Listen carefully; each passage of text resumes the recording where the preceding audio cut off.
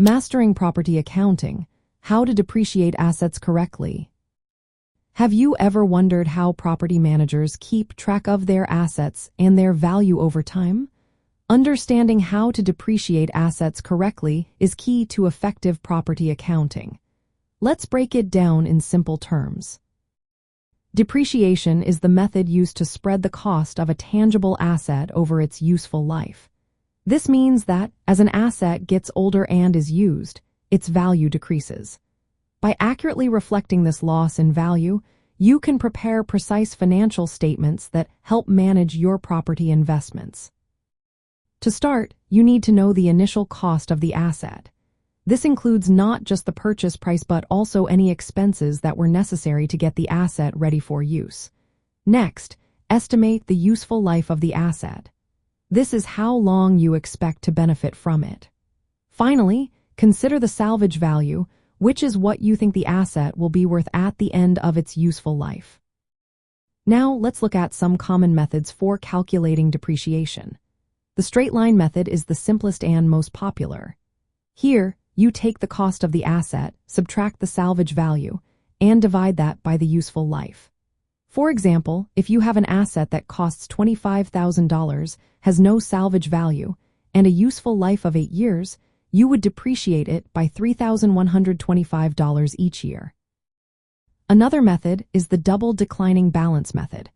This one allows for more depreciation in the early years of the asset's life.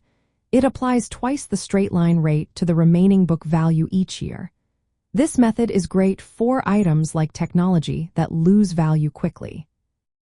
Then, there is the sum of the years digits method. This method also accelerates depreciation but does so by applying a fraction based on the total number of years in the asset's life. It gives you higher depreciation at the start but is less aggressive than the double declining balance method. Lastly, the units of production method bases depreciation on actual usage.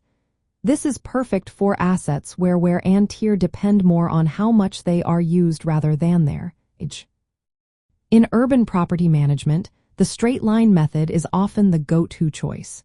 It is straightforward and works well for long-term assets like buildings. However, for equipment that depreciates quickly, you might want to consider the accelerated methods. To ensure you depreciate assets correctly, follow these steps. Determine the original cost, estimate the useful life and salvage value, choose the right method, calculate the annual depreciation expense, and record it in your financial statements. Accurate depreciation is vital as it affects your financial statements by lowering the asset's book value and recognizing expenses. This impacts your net income and tax liabilities. Properly managing depreciation helps property managers keep track of asset values, budget for replacements, and meet accounting standards.